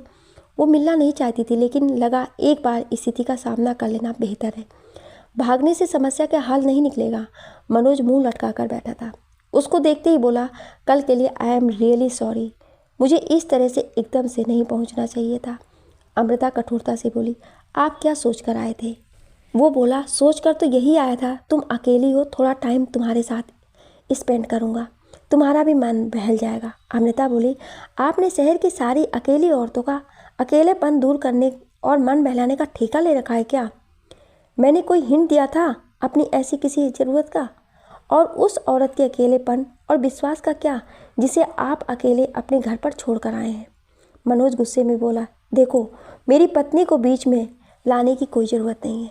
तुम्हें नहीं उस तरह का कोई रिश्ता रखना है तो ना सही। अमृता दुखी स्वर में बोली, क्यों अपनी गंदी सोच के कारण औरतों का जीना मुश्किल कर रहे हैं आप जैसे लोग? जब पहली बार आप और आपकी फैमिली से मिली थी तो इतना अच्छा लगा था, सोचा था एक ऐसा परिवार मिला है इस अजनबी शहर में जिसके यहाँ कभी भी चली जाऊँगी अपनापन मिलेगा। लेकिन आपने दोस्ती का खूबसूरत रिश्ता बनने से पहले ही सामाजिक दायरा तोड़कर ख़त्म कर दिया। एक स्त्री और पुरुष की दोस्ती में देह को बीच में लाकर सारी पवित्रता नष्ट कर दी। वह दुखी स्वर में बोला, मुझे माफ़ कर दो, आगे ऐसा कभी नहीं होगा। वो बोली, नहीं, विश्वास की डोर बहुत नाजुक होती है, आइंदा हम कभी नहीं मिलेंगे। अमृता का मन मनोज की सोच के कारण खराब हो रहा था। वो अपने ऑफिस के दोस्तों के साथ थोड़ा घूमने चली गई। रात आई तो देखा ओजस की 2 मिस कॉल आई हुई थी। देर हो गई थी, वो अपने ऑफिस चला गया होगा। उसने फ़ोन नहीं किया। सुबह काम निपटाकर वो तैयार होकर बैठी थी। ऑफिस जाने में आधा घंटा था। ओजस का वीडियो कॉल आ गया। उसके फ़ोन उठाते ही वो चिल्लाया, कल तुम्हारा फ़ोन मिलाया, तुमने उठाया नहीं, कहाँ थी? वो बोली, घूमने गई थी, फ़ोन पर्स में रखा था, घंटी सुनाई नहीं दी। वो कटाच करते हुए बोला, तुम्हें घूमने की पड़ी थी, यहाँ चिंता के कारण जान निकली जा रही थी। उस साले ने तुम्हें परेशान तो नहीं किया? वो मुस्कुराते हुए बोली, रिलैक्स, मैंने स्थिति को हैंडल कर लिया है। वो तेज़ आवाज़ में बोला, क्या हैंडल कर लिया? उसके साथ घूमने फिरने के लिए मान गई होगी। और इतना बन ठन कर कहाँ जा रही हो? ऑफिस। इतना सजने की क्या ज़रूरत है? तभी तो लड़के पीछे लग जाते हैं। वो भी तेज़ आवाज़ में बोली, उसकी बात मानना है, स्थिति को हैंडल करना है क्या? और क्या बनी ठनी हूँ मैं? थोड़ा सा काजल और लिपस्टिक लगा लिया तो गुनाह कर दिया क्या? वो समझाने के लहजे में बोला, बात गुनाह की नहीं है, तुम वैसे ही सुंदर हो, थोड़ा सा मेकअप कर लेती हो तो सबका ध्यान तुम्हारी तरफ जाता है। अमृता गुस्से से बोली, इस कारण से अपने शौक ही पूरे ना करो। इस सोच के कारण स्त्री हर जगह असुरक्षित है। औरत की देह ही उसके लिए मुश्किल बन गई है। समाज की नज़रें उस पर फिसलती हैं और औरत के लिए उसका शरीर कमजोरी का कारण बन गया है। ओजस बोला, चिंता होती है इसलिए कह रहा हूँ। वो धीरे से बोली, जानती हूँ ओजस, दूर बैठे ज़्यादा चिंता होती है, लेकिन हर समय डर के जीने से काम भी तो नहीं चलता है। अच्छा चलो बाय, मैं चलती हूँ। ऑफिस में संध्या का फ़ोन आया, कैसी हो? इस शनिवार को मिलने का कार्यक्रम बनाते हैं, बोलो तुम्हारे घर या मेरे घर। अमृता ने अपने घर बुलाना उचित समझा। संध्या अपने 5 साल के बेटे के साथ अमृता के घर आई। अमृता को बड़ा प्यारा लगा, सारे घर को घूम घूम कर देख रहा था। संध्या से बात करना अच्छा लग रहा था। सनी को देख मन में विचार आया, उसका भी ऐसा ही प्यारा बच्चा होगा कभी। पहले दिन ओजस ने जब परेशान स्वर में कहा था, चिंता होती है, बार बार उसका ध्यान आ रहा था, दूर बैठा उसकी चिंता कर रहा है। संध्या अचानक बोली, कहाँ खो गई हो? अपना घर तो दिखाओ। अमृता हंसते हुए बोली, सनी ने तो अपने आप सारा घर देख लिया। संध्या जी, आप भी देखो, मैं कुछ खाने पीने के लिए लाती हूँ। सनी क्या खाएगा? फिर खुद ही सनी को आवाज़ लगाने लगी, सनी, सनी बेटा इधर आओ। संध्या धीरे से बोली, कोई फ़ायदा नहीं, वो नहीं आएगा, वो बोल सुन नहीं सकता है। सुनकर अमृता खामोश हो गई। फिर धीरे से बोली, जन्म से ही ऐसा है क्या? संध्या ने हाँ में सिर हिला दिया। अमृता ने और कुछ पूछना उचित नहीं समझा। पहली मुलाकात में व्यक्तिगत सवाल क्या करने। वो बोली, मैंने आलू की सब्जी और पूरी तैयार कर रखी है, सनी को पसंद आएगा ना। संध्या खुश होती हुई बोली, पूरी सनी को बहुत पसंद है। अमृता पूरी तलने लगी और संध्या ने घर देखा। फिर सनी के साथ डाइनिंग टेबल पर बैठती हुई बोली, बहुत अच्छा सजाया है घर, बहुत पॉजिटिव एनर्जी दे रहा है। तुम अकेली रहती हो, शादीशुदा नहीं हो क्या। अमृता बोली, शादीशुदा हूँ, हस्बैंड की अमेरिका जॉब लग गई है, वहाँ चले गए। खाना खाते हुए संध्या बोली, तुम नहीं गई। वो बोली, मुझे अपनी जॉब छोड़कर जाना पड़ता, मुझे लगा मेरा करियर ख़त्म हो जाएगा। संध्या हंसते हुए बोली, तेरी 2 टके की नौकरी में मेरा लाखों का सामान जाए। नौकरियां पति पत्नी के बीच सौत बन गई हैं, करीब ही नहीं आने देती।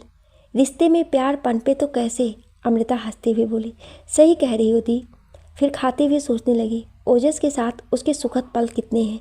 हनीमून को याद कर उसके चेहरे पर मुस्कुराहट आ गई। वे 6 दिन उसके जीवन के सबसे खूबसूरत दिन थे। फिर पता नहीं रिश्तों में दूरियां कैसे पसर गईं। संध्या खाने की तारीफ करते हुए बोली, बहुत टेस्टी खाना बनाती हो। तुम्हारे पति तो सबसे ज़्यादा तुम्हारे हाथ का बना खाना मिस कर रहा होगा, वहाँ विदेश में बैठा। अमृता को ये सुनकर बहुत दुख हुआ। ओजस कितना परेशान हो रहा है, वहाँ खाने के कारण खाना बनाना नहीं आता, उल्टा सीधा किसी तरह बनाकर खाता है। कई बार तो लगता है भूखा ही सो जाता होगा, नहीं ब्रेड वगैरह लाकर रखता होगा, वो खाकर काम चला लेता होगा। पूरी उसे अचार से खाना कितना पसंद था। अभी तो सो रहा होगा, उठेगा फिर क्या बनाऊं, कैसे बनाऊं कि जद्दोजहद में लग जाएगा। बार बार उसका ख्याल आ रहा था। संध्या बोली, सनी को नींद आ रही है, हम चलते हैं। अमृता बोली, दी कुछ ज़रूरी काम ना हो तो थोड़ी देर और रुक जाओ, सनी को अंदर पलंग पर सुला दो। सबसे दूर इतने समय से अलग रहते हुए अमृता को अब अकेलापन खलने लगा था। संध्या सनी को अंदर कमरे में सुलाकर वापस ड्राइंग रूम में आ गई। अमृता संकोच से बोली, मैंने आपको रोक लिया, आपको कोई ज़रूरी काम होगा, सनी के पापा इंतज़ार ना कर रहे हों। संध्या आराम से सोफे पर बैठते हुए बोली, नहीं ज़रूरी काम कोई नहीं है मेरे पास, और सनी के पापा अब हमारा इंतज़ार नहीं करते क्योंकि मैं उन्हें तलाक दे चुकी हूँ। अमृता के मुंह से एकदम से निकल गया, क्यों। फिर झेपते हुए बोली, सॉरी मेरा मतलब वो नहीं था। संध्या बोली, नहीं तुम्हारा मतलब वही था। तलाक कितना भी कॉमन हो जाए लेकिन हकीकत यही है। एकदम से सुनकर सबको झटका लगता है, जिज्ञासा होती है ऐसा क्या हुआ जो 2 बंदे सारी ज़िंदगी एक साथ नहीं रह सके। अमृता क्या बोलती, चुप रही। संध्या जैसे अतीत में चली गई हो, दुखी स्वर में बोली, बहुत मारता और गाली गलौज करता था, शादी बनी रहे इसलिए काफ़ी टाइम तक सहती रही। फिर जब प्रेग्नेंट हुई तब भी उसने अपनी हरकतें नहीं बदली। एक दिन उसने पीछे से बहुत ज़ोर से धक्का दिया, सीधे दीवार से जा टकराई। बहुत डर गई थी बच्चे को ना कुछ हो गया हो। उस दिन उसका घर छोड़ दिया। पता नहीं सनी सुन नहीं पाता, कहीं उस मार पिटाई की वजह से ही ना ऐसा हुआ हो। जिस दिन उस साले ने पहला थप्पड़ मारा था तभी घर छोड़ देना चाहिए था। बहुत पछतावा होता है। और संध्या सुबकने लगी। अमृता की आंखें भी नम हो गईं। तुरंत एक गिलास पानी लाई। संध्या पानी पीते हुए बोली, कितनी बार लोगों को ये सब सुना चुकी हूँ लेकिन हर बार रुला देता है। जिस दिन सामान्य होकर बोल पाऊंगी ये सब समझूंगी इस नरक से बाहर आ गई हूँ। शरीर तो बाहर आ गया है इस यंत्रणा से, लेकिन आत्मा अभी भी अतीत में ही फंसी है। अब तो बस एक सपना है, सनी को काबिल बनाना है, अपने लायक हो जाए और औरतों का सम्मान करना सीख ले। अमृता बोली, बिल्कुल दी, जैसा आप चाहती हैं वो वैसा बनेगा। संध्या बोली, अब अपनी बता, वो भी मारता था क्या। अमृता चौंकते हुए एकदम से बोली, नहीं नहीं उसने कभी हाथ नहीं उठाया। संध्या बोली, फिर। अमृता बोली, फिर क्या। अगर गाली गलौज और मार पिटाई नहीं करता तो हमें एहसानमंद होना चाहिए, पैर धोकर पीने चाहिए। क्या ये हमारा हक नहीं इज्जतदार ज़िंदगी जीना। संध्या बोली, पाशविक व्यवहार ना हो स्त्रियों के साथ ये बिल्कुल उनका हक है, लेकिन जो ऐसा व्यवहार करता है वो जानवर है, उसे कोई नहीं समझा सकता। और जो ऐसा व्यवहार नहीं करते उन्हें समझाया जा सकता है, वे मनुष्य होते हैं। कहीं ना कहीं मतभेद इसलिए होता है कि दोनों अलग अलग परिवेश और विचारधारा में पले होते हैं, एक दूसरे की बेसिक नेचर समझ नहीं पाते हैं। हमें लगता है सामने वाला अपने आप समझ जाए हम क्या चाहते हैं। अपनी तकलीफ़ बताने में हमारा अहम आता है। ऐसे थोड़े ना होता है। पति कई बार समझ ही नहीं पाता है कि परेशानी क्या है। अमृता ध्यान से संध्या की बात सुन रही थी। वो बोली, कुछ हद तक ठीक है ये बात, लेकिन पति को दिखता नहीं है, पत्नी परेशान है। संध्या बोली, देखो मुझे लगता है पुरुष के लिए भी विवाह एक नया और अनोखा अनुभव होता है। शायद उसे स्वयं समझ नहीं आता है उससे क्या उम्मीदें लगाई जा रही हैं। बेपरवाह जिंदगी जी रहा था, अचानक एक बंधन में बंध गया। नहीं समझ पा रहा है कैसे उस जिम्मेदारी को निभाए। एक बात बोलूं, बुरा मत मानना, तुमने उसे समय ही नहीं दिया सामंजस्य बिठाने का। समय लगता है किसी भी रिश्ते को जो खून का नहीं होता है पनपने में। अमृता धीरे से बोली, शायद। संध्या बोली, मुझे एक और बात महसूस होती है, ये समाज में बदलाव का समय चल रहा है। सामाजिक संरचना बदल रही है, लेकिन हमारी मानसिकता नहीं बदल रही है। हमने अपनी माँ को घर का काम कितनी शिद्दत से करते देखा है। सुबह से लेकर रात तक हर सदस्य आने जाने वालों के लिए एक टांग पर खड़े होकर गर्म खाना लगाते देखा है। हमारे अंदर भी यही संस्कार भरा है। उनकी तरह घर को बिल्कुल परफेक्ट रखना चाहते हैं। जरा सी चूक हो जाए घर के काम में, बच्चों की परवरिश में, दूसरा तो बाद में कुछ कहेगा, हम पहले ग्लानि महसूस करने लगते हैं। हमें अपनी सोच बदलनी होगी। हम भी इंसान हैं और इंसानों के लिए इतना काम करना नामुमकिन है। ये हमें स्वीकार करना पड़ेगा। इसलिए थोड़ा रिलैक्स रहना हमें सीखना पड़ेगा। अगर जीवन में आनंद और स्वास्थ्य नहीं तो जीना बेकार है। अमृता को ये बातें सोचने पर मजबूर कर रही थी। वो कुछ पल के लिए अकेला रहना चाहती थी। वो एकदम से उठी और ये कहकर चाय बना कर लाती हूँ, रसोई में चली गई। जब वो चाय बनाकर लाई तो संध्या वहीं पड़ी एल्बम देख रही थी। अक्सर अमृता ओजस की याद आने पर वो एल्बम निकाल कर बैठ जाती थी। संध्या मुस्कुराते हुए बोली, बड़ी प्यारी जोड़ी है तुम दोनों की। फिर हंसते हुए बोली, कितना हैंडसम है ओजस, उसको अकेला छोड़, बहुत बड़ा रिस्क लिया है तुमने। किसी अंग्रेजन ने फंसा लिया तो देखती रह जाओगी। हाय, कितनी प्यार से देख रहा है तेरी तरफ। इसलिए तो अमृता को वो फ़ोटो देखना अच्छा लगता था। ओजस उसे ऐसे निहारता है उन तस्वीरों में जैसे उसकी दुनिया बस वही है। अमृता रुआसी हो गई। संध्या ने उसका हाथ दबाते हुए कहा, देख अमृता, अकेले ज़िंदगी काटना आसान नहीं है। अकेलापन और तनाव रहता है, और फिर ये समस्या का हल भी नहीं है। हर कोई शादी करके तलाक ले ले तो सामाजिक ढर्रा ही बिगड़ जाएगा। अपने बच्चों को हम सुरक्षात्मक माहौल कैसे देंगे? मैं तो कहती हूँ एक बार और कोशिश करना। चाय पीते हुए फिर इधर उधर की बातें कर संध्या चली गई। संध्या के जाने के बाद अमृता अनमना सा महसूस कर रही थी। उसका मन ओजस से बात करने का हो रहा था, लेकिन अभी तो वो सो रहा होगा। उसने अपने घर वालों से बात की, फिर नीचे पार्क में घूमने चली गई। कुछ काम ही नहीं दिख रहा था करने को, तो थोड़ी बोरियत लग रही थी। अकेले अपने लिए खाना बनाने का मन भी नहीं हो रहा था। दूध ब्रेड खाकर पेट भर लिया। उसने निश्चय किया 10 बजे ओजस को फ़ोन करेगी। उसकी छुट्टी होगी, देर तक सो रहा होगा। उसने महसूस किया अब उसे ओजस से बात करने की बड़े बेचैनी रहने लगी थी। 10 बजे उसने उसको वीडियो कॉल लगाया। ओजस को देख उसने आश्चर्य से पूछा, क्या हुआ, इतने थके हुए क्यों लग रहे हो? ओजस गहरी सांस लेते हुए बोला, यार सुबह से सफाई और कपड़े धोने में लगा हूँ। पूरे हफ्ते टाइम नहीं मिलता है, थक गया हूँ। पता नहीं अमृता तुम कैसे कर लेती थी इतना काम, यहाँ तो कुछ समेटा ही नहीं जा रहा है। अमृता बोली, तुम्हें आदत नहीं है ना, इसलिए। तुम हमेशा मुझे ताना मारते थे, मेरा टाइम मैनेजमेंट ख़राब है। ओजस बोला, अमृता तब घर के काम की इम्पोर्टेंस समझ नहीं आती थी, अब खुद करने पड़ रहे हैं तो समझ आ रहा है कितना टाइम और एनर्जी लगती है ये सब करने में। सॉरी यार, अब ध्यान आता है तुम कितनी मेहनत करती थी। अमृता ने पूछा, आज खाने में क्या खाओगे? नाश्ता किया कि नहीं अभी तक? वो बोला, बस बाथरूम और साफ करके दूध में कॉर्नफ्लेक्स खा लूँगा, फिर खाना बनाता। लेकिन आज गौतम ने खाने पर बुलाया। अमृता ने पूछा, कौन गौतम? ओजस बोला, ऑफिस में साथ में काम करता है। कह तो कई दिन से रहा था, लेकिन कल माना ही नहीं। आज लंच उसके यहाँ करूँगा। सुनकर अमृता को राहत महसूस हुई। आज तो पेट भर के ढंग से खाना खाएगा। उसने ये कहकर फ़ोन काट दिया। चलो फिर काम निपटाओ और नाश्ता कर लो, सुबह उठकर पूछूंगी कैसा रहा लंच। बहुत देर तक उसके बारे में सोचती रही। वो पास होता तो उसकी बाहों के घेरे में सोना कितना सुकून देता। सुबह 7 बजे फ़ोन की घंटी सुन अमृता की आंख खुली। ओजस का वीडियो कॉल था। उसने अलसाई आंखों से फ़ोन ऑन किया और चौंकते हुए बोली, ओ माय गॉड, 7 बज गए, आज इतनी देर तक कैसी सोती रह गई? ओजस मुस्कुराते हुए बोला, छुट्टी है, 1 घंटा ज़्यादा सो ली तो कौन सा गुनाह कर लिया? अमृता हंसते हुए बोली, सही कह रहे हो, मुझे 6 बजे उठने की आदत है, तो ऐसा लग रहा है इतनी देर तक क्यों सोती रही। वो बोला, सुबह उठते ही तुम्हारा चेहरा गुलाब की तरह एकदम तरोताज़ा लगता है। वो शर्माते हुए बोली, पहले तो कभी नहीं बताई ये बात। वो लंबी सांस लेते हुए बोला, पहले बहुत सी बातें नहीं बताई, पता नहीं किस भाग दौड़ में लगा रहता था। अब एक एक बात बताऊंगा फुर्सत से। ये क्या पहना है टी शर्ट, कौन सी है। अमृता झेपते हुए बोली, कोई नहीं, यूं ही पड़ी थी, कल कुछ दिखा नहीं तो पहन ली। वो हंसते हुए बोला, तुम्हें झूठ बोलना नहीं आएगा, ये मेरी टी शर्ट है, तुम दिल्ली से लाई हो ना, मतलब तुम रात को मुझे मिस करती हो। वो बोली, रात दिन मिस करते हैं, इसको पहनकर सोती हूँ तो लगता है तुम्हारी बाहों में हूँ। वो उदास स्वर में बोला, मुझे भी तुम्हारी बहुत याद आती है, मुझे भी तुम्हारी नाइटी लानी चाहिए थी। मैं पहन कर तो नहीं सो सकता, लेकिन बगल में रखकर सोता तो शायद लगता तुम मेरे करीब हो।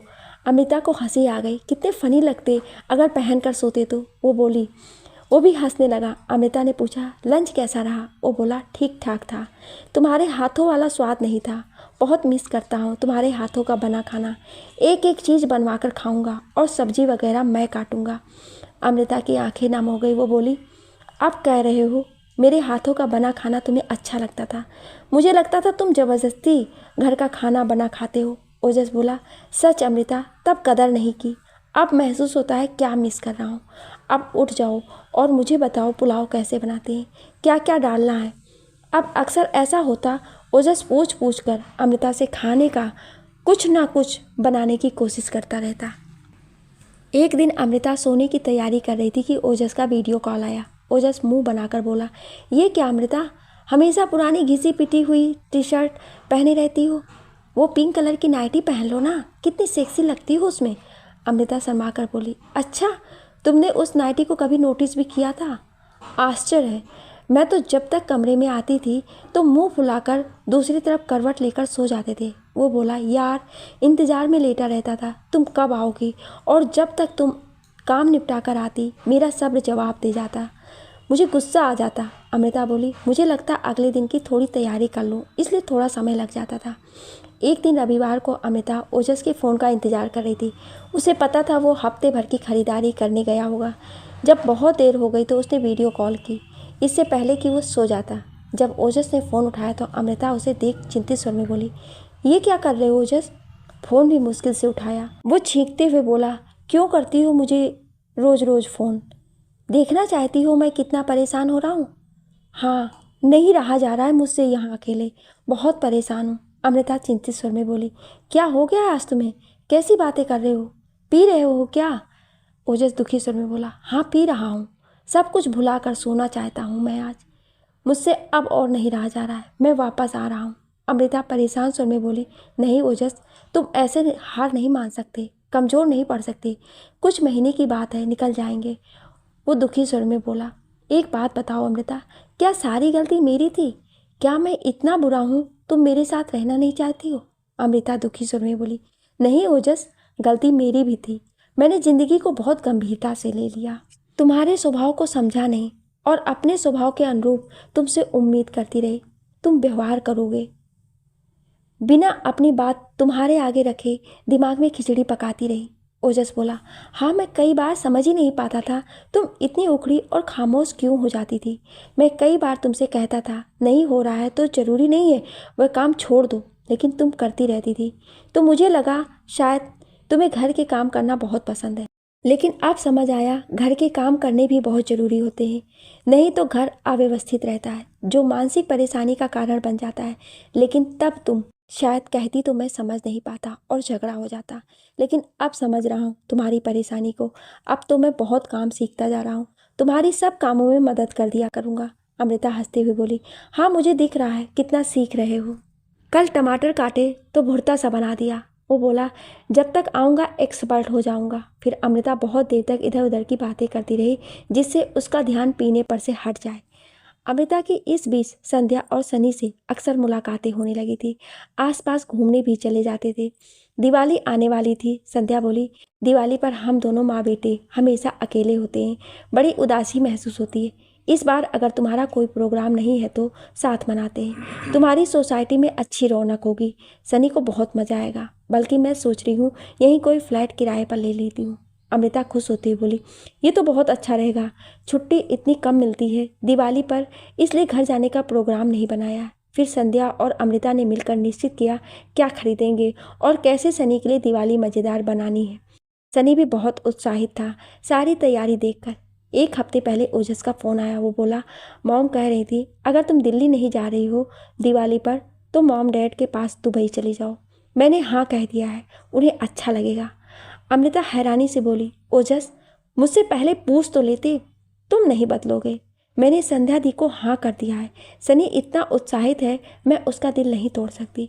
ओजस आश्चर्य से बोला, मेरे मॉम डैड से ज़्यादा इम्पोर्टेंट तुम्हें वो संध्या लग रही है जिससे तुम्हारा कोई रिश्ता नहीं है। अमृता बोली, बात रिश्ते की नहीं है, बात कमिटमेंट की है। मैं उस बच्चे को प्रॉमिस कर चुकी हूँ, अब मैं अपना प्रोग्राम नहीं बदल सकती। ओजस गुस्से में बोला, तुम्हें हर बात ना मानने की जिद है। अमृता भी गुस्से से बोली, और तुम्हें भी मेरी तरफ से निर्णय लेने की जिद है। ओजस, ना बोलने का मेरा अधिकार क्यों छीनते हो बार बार। ओजस बोला, पति पत्नी के बीच ये अधिकार वाली बात कहाँ से आ गई। अमृता, मॉम डैड को तुम्हारी फिक्र है इसलिए वे तुम्हें दिवाली पर अपने यहाँ बुला रहे हैं। अमृता बोली, अच्छी बात है ओजस, वे मेरे बारे में इतना सोच रहे हैं, लेकिन मैं उस मासूम बच्चे का दिल नहीं तोड़ सकती। ओजस ने गुस्से में फ़ोन पटक दिया। अमृता का मन दुखी हो रहा था। ओजस उसको समझने की कोशिश नहीं कर रहा है। लगा जहाँ से शुरुआत की थी फिर वापस वहीं पहुँच गई। थोड़ी देर बाद ओजस का फ़ोन आया। अब वो नम्र स्वर में बोला, सॉरी अमृता, मैं फिर वही गलती करने जा रहा था। मैं बार बार भूल जाता हूँ तुम केवल मेरी पत्नी नहीं, एक स्त्री भी हो जिसकी अपनी पहचान है, अपना मन है। मैंने मॉम को कह दिया है इस बार तुम वहाँ नहीं जा पाओगी, और आगे कोई प्रोग्राम बनाना हो तो डायरेक्ट तुमसे बात करें। अमृता नम आवाज़ में बोली, थैंक्स ओजस मुझे समझने के लिए। ओजस मुस्कुराते हुए बोला, थैंक्स मुझे बोलना चाहिए अमृता, मुझे अब तक तुमने झेला है, अब मैं सचमुच अपनी सोच और बोली में सुधार लाऊंगा। दिवाली पर अमृता को सनी और संध्या के साथ बहुत मज़ा आया। सनी बहुत घुल मिल गया था उसके साथ। संध्या बोली, तुम्हें बच्चा प्लान कर लेना चाहिए, तुम्हें बच्चों से इतना प्यार है। अमृता शर्माते हुए बोली, सही कह रही हो आप, मुझे नहीं पता था मुझे बच्चों से इतना लगाव है। इंसान की ज़िंदगी में हर रिश्ता महत्वपूर्ण होता है, पूर्णता का एहसास करवाने के लिए। दिसंबर के पहले हफ्ते में अमृता की सास का फ़ोन आया, बेटा नए साल पर तुम्हारा कोई प्रोग्राम हो तो बताओ। अमृता बोली, मैंने अभी तक एक भी छुट्टी नहीं ली है। मैं सोच रही हूँ इस बार 10 दिन की छुट्टी ले लूँ और बेंगलुरु के आसपास की सब जगह घूम लेते हैं। आप दोनों यहीं आ जाओ और मैं भूमि और मोहक को भी बुला लेती हूँ। सास को ये सुनकर अच्छा नहीं लगा। वो बोली, ठीक है, तुम्हारा उन्हें बुलाने का मन है तो बुला लो, मैंने तो इसलिए पूछ लिया था कहीं तुम्हें ये ना लगे ओजस के पीछे हमने तुम्हारा बिल्कुल ध्यान नहीं रखा। अमृता बोली, आप एक बार मेरी बात मान कर आओ तो पांचों घूमने जाएंगे, बहुत मज़ा आएगा। मेरे कारण वे भी तो आपके परिवार का ही हिस्सा हो गए हैं। कई बार समझाने के बाद सास मान गई। सास ससुर के वापस जाने के बाद ओजस का फ़ोन आया। वो बोला, मॉम डैड बहुत खुश थे, उन्हें बड़ा मज़ा आया बेंगलुरु घूमकर। कह रहे थे कहीं भी जाते मोहक इतना ध्यान रखता, जरा से भी तकलीफ नहीं होने दी। अमृता मुस्कुराते हुए बोली, पहले उन्हें झिझक हो रही थी मेरे मायके वालों के साथ कैसे 8-10 दिन रहेंगे, लेकिन जब मैंने समझाया कि हम सब एक ही परिवार हैं तो वो समझ गई। ओजस बोला, अमृता मेरा प्रोजेक्ट 1 महीने पहले पूरा हो रहा है। ऐसा लग रहा है तुमसे अलग हुए सदियां बीत गई हैं। मैं प्रोजेक्ट ख़त्म होते ही तुरंत बेंगलुरु तुम्हारे पास आऊँगा। अमृता खुश होते हुए बोली, सच? मुझे विश्वास नहीं हो रहा अगले महीने तुम वापस आ जाओगे। ओजस बोला, और पूरे 1 महीने की छुट्टी होगी मेरे पास। हम दोनों आराम से डिसाइड करेंगे आगे कहाँ रहना है। अगर तुम्हें बेंगलुरु रहना है तो बेंगलुरु की पोस्टिंग ले लूँगा, और अगर दिल्ली रहने का मन है तो हम दोनों दिल्ली शिफ्ट हो जाएंगे। अमृता बोली, तुम कहाँ रहना चाहते हो? वो हंसते हुए बोला, मैं तो बस तुम्हारे साथ रहना चाहता हूँ। इस 1 साल में मैं समझ गया हूँ तुम्हारे बिना मैं कितना अधूरा हूँ। अमृता एक लंबी सांस लेते हुए बोली, सही कह रहे हो, मुझे भी एहसास हो गया है तुम्हारे बिना ज़िंदगी में कोई रस नहीं। अमृता और ओजस के लिए अब 1 महीने का समय एक दूसरे से अलग रहकर काटना बहुत मुश्किल हो रहा था। फ़ोन पर वे भविष्य की योजनाएं बनाते और लंबी लंबी बातें करते। आखिर ओजस के आने का दिन आ ही गया और अमृता उसे लेने एयरपोर्ट गई। ओजस को देख वो कुछ पल के लिए ठिठक गई, फिर भावुक होकर उसके गले लग गई। ओजस उसे कसकर बाहों में लेते हुए बोला, यार मेरे आने का इतना दुख हो रहा है कि रोना शुरू कर दिया। अब मैं बिल्कुल बदल गया हूँ, एकदम आज्ञाकारी पति की तरह रहूँगा। अमृता उससे अलग होते हुए उसके सीने पर हाथ मारते हुए बोली, ओजस तुम्हें देखकर इतनी खुशी हो रही है, विश्वास नहीं हो रहा तुम मेरे सामने खड़े हो, कितने दुबले हो गए हो, बिल्कुल अंग्रेजी बाबू लग रहे हो। वो हंसते हुए बोला, हाँ 7 किलो वजन कम हो गया। अमृता बोली, मैं तुम्हें एक से एक चीज़ें बनाकर खिलाऊंगी, वापस तुम्हें पहला जैसा ओजस ना बना दिया तो बात है। ओजस उसके कानों में फुसफुसाया, चले यह साल भर की शिकवे शिकायत यहीं खड़े होकर करते रहने हैं। टैक्सी में बैठ ओजस ने अमृता का हाथ किस करते हुए कहा, बहुत अच्छा लग रहा है इंडिया वापस आकर, बहुत मिस किया तुम्हें और अपने देश को। अमृता उसके करीब खिसक उसके कंधे पर सिर रखते हुए बोली, मुझे भी इतना अच्छा लग रहा है तुम वापस आ गए हो, अब हम कभी अलग नहीं होंगे। ओजस बोला, एक प्रॉमिस करो, कोई बात बुरी लगे, मेरा व्यवहार ठीक नहीं लगे तो साफ बोलोगी, लड़ लेना झगड़ लेना, लेकिन दूर जाने का मन ही मन निर्णय नहीं लेना। अमृता हंसते हुए बोली, बिल्कुल नहीं लूँगी, तुम जितना परेशान हुए अलग होकर उतना ही मैं दुखी रही, अब हम हमेशा साथ रहेंगे। दोनों फिर खामोश एक दूसरे के करीब बैठे रहे। सांस सुकून दे रहा था। घर देखकर ओजस बहुत खुश हुआ, फिर बोला, तुम्हारा ऑफिस कैसा चल रहा है? अमृता गर्व से बोली, बहुत बढ़िया, मेरे काम से बॉस बहुत खुश हैं, 1-2 प्रोजेक्ट मैंने लीड भी किए हैं, पिछले महीने मुझे प्रमोशन मिला था। ओजस बोला, तुम सचमुच बहुत काबिल हो, गृहस्थी और जॉब दोनों बखूबी निभाए हो तुमने। अब मैं तुम्हारा दोनों क्षेत्र में पूरा सहयोग दूंगा, हम दोनों एक दूसरे के प्रमोशन को सपोर्ट करेंगे। अमृता खाना लगाते हुए बोली, पहले कुछ खा लो ओजस, इतने दुबले हो गए हो, मुझे लिस्ट बनाकर दे दो, क्या क्या खाने का मन है, एक एक कर सब बनाकर खिलाऊंगी। ओजस हाथ मुंह धोकर खाने बैठ गया, एक एक गस्से का स्वाद लेते हुए बोला, वाह, इस 1 साल में इस स्वाद की इम्पोर्टेंस समझ आ गई, दिल जबान और पेट तृप्त हो गए। तुम भी कुछ खा लो, नहीं तो मैं सब खत्म कर दूंगा। अमृता बैठते हुए बोली, तुम्हें इतने स्वाद से खाता देखकर मेरा पेट भर गया ओजस। फिर ओजस ने अपना सामान खोलना शुरू किया। अमृता के लिए एक सुंदर सी ब्रांडेड घड़ी लाया, मोहक, भूमि, अपनी मौसी की लड़कियों, सबके लिए गिफ्ट लाया था। अमृता को अच्छा लगा, वो सबके लिए कुछ ना कुछ लाया था और बड़े उत्साह से दिखा रहा था। तभी अमृता की नज़र उसके सूटकेस पर रखे एक पैकेट पर पड़ी। अमृता पैकेट खोलते हुए और उसमें से एक झिनी नाइटी देखकर आश्चर्य से बोली, ये किसके लिए लाए हो, इतनी पारदर्शी नाइटी? ओजस आंख मारते हुए बोला, दुकान पर देखा तो अपनी पत्नी को इसमें इमेजिन कर उत्साहित हो गया। तुम्हें क्या लगता है वो पहनेगी इसे? अमृता मुंह बनाते हुए बोली, वो थोड़ी शर्मीली है, इस तरह के कपड़े नहीं पहनती। उसे बाहों में लेते हुए ओजस बोला, अगर पति रिक्वेस्ट करे तो भी नहीं पहनोगी क्या? उसने 1 साल जबरदस्ती मुझ पर ब्रह्मचर्य ठोक दिया, अब तो उसे मेरी बात माननी चाहिए। अमृता उसके गले में बाहें डालते हुए बोली, हाँ इस बात की सज़ा तो मिलनी चाहिए, तुम बोलो तो 4-5 दिन की छुट्टी ले लूँ। वो हंसते हुए बोला, वाह मेरी तो किस्मत खुल गई। फिर गंभीर होते हुए बोला, नहीं अमृता, अब मैं तुम्हारे कैरियर को भी अपने कैरियर जितना महत्व दूंगा, ज़बरदस्ती की छुट्टी नहीं लेंगे। इस महीने के आखिरी में हमारी शादी की वर्षगांठ है, मैं चाहता हूँ तुम तब 3 या 4 दिन की छुट्टी लो और हम किसी रिसोर्ट में रहने चलेंगे। अभी तो मैं तुम ऑफिस से आने के बाद जितना समय दोगी उससे ही काम चला लूँगा। अमृता बोली, मैं तुम्हारी मुलाकात संध्या जी और सनी से कराऊंगी, सनी बहुत प्यारा बच्चा है। ओजस बोला, सनी की तारीफ कर करके तुम मेरा दिमाग बहुत चाट चुकी हो, तुम्हारे दिमाग में कुछ पक रहा है तो साफ साफ बताओ। अमृता शर्माते हुए बोली, मुझे लगता है हमें बच्चे के बारे में सोचना चाहिए। ओजस खुश होते हुए बोला, क्या सचमुच तुम बच्चा चाहती हो? मुझे लगा अभी तुम 2-3 साल फैमिली के बारे में सोचना नहीं चाहोगी। अमृता बोली, शायद नहीं सोचती, लेकिन जब से सनी से मिली हूँ मेरे अंदर की ममता जगाती है उसने। मैं चाहती हूँ मेरी गोद में नन्हा मुन्ना सा छोटा सा हमारा बच्चा खेले। ओजस बोला, ठीक है, मुझे थोड़ी ज़्यादा मेहनत करनी पड़ेगी तुम्हारी इच्छा पूरी करने के लिए, लेकिन मैं करूँगा, रात दिन एक कर दूंगा। अमृता उसको धक्का देकर उससे अलग होती बोली, बस बस रहने दो, तुम्हारी नौटंकी शुरू हो गई, थोड़ी देर सो जाओ, आराम कर लो। दोनों एक दूसरे के साथ भविष्य को लेकर बहुत उत्साहित थे। अमृता के ऑफिस से आते ही दोनों योजना बनाते और कहीं आसपास घूमने निकल जाते। ओजस को 3-4 दिन के लिए दिल्ली ऑफिस जाकर अपने काम की रिपोर्ट देनी थी। दोनों को 4 दिन अलग रहना बहुत अखर रहा था। ओजस बोला, सोचा अमृता, आगे कहाँ रहना चाहती हो? मैं दिल्ली हेड ऑफिस में इस हिसाब से बात करूँगा, आगे कहाँ रहने का मन है।